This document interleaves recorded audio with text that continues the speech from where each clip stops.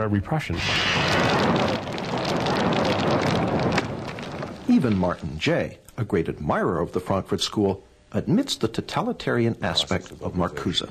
Perhaps his most significant essay in terms of impact, the one we haven't even mentioned, an essay on repressive tolerance, written in the late 60s, which argued that because the tolerance of different beliefs produced no action at all, because every belief seemed to be equal to all others, and racist and neo-fascist and militarist beliefs were given equal weight to those that were pacifist and emancipatory. This led ultimately to the problems of political correctness and incorrectness in the 1980s.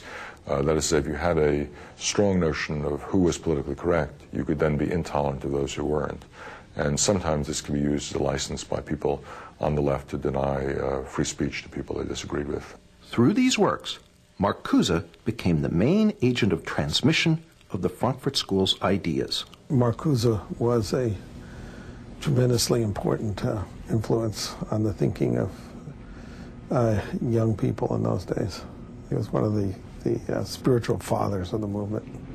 And through Marcuse, the New Left found the rest of the Frankfurt School. And then in the 1960s, they were rediscovered by students who looked back at the work they'd done and rediscovered a source of a non-traditional, non-communist Marxism, which they found as an inspiration for the student movement in the 1960s. Jay pays Marcuse the ultimate compliment as a revolutionary.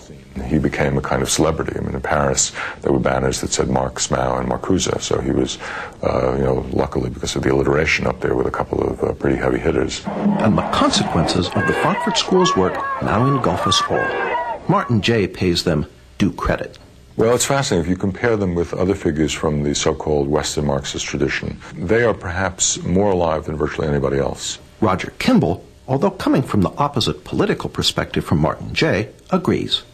The institution of the ideas of radical multiculturalism in the academy and what you might call its enforcement wing, namely the ideology of political correctness, testify to the vitality of some of those ideas, some of the ideas of the Frankfurt School. We asked former New Left leader David Horowitz what the members of the Frankfurt School, Horkheimer, Adorno, Marcuse, might think if they could come back and visit one of America's politically correct campuses today. Well, I'm sure they would be thrilled because they would be, gods.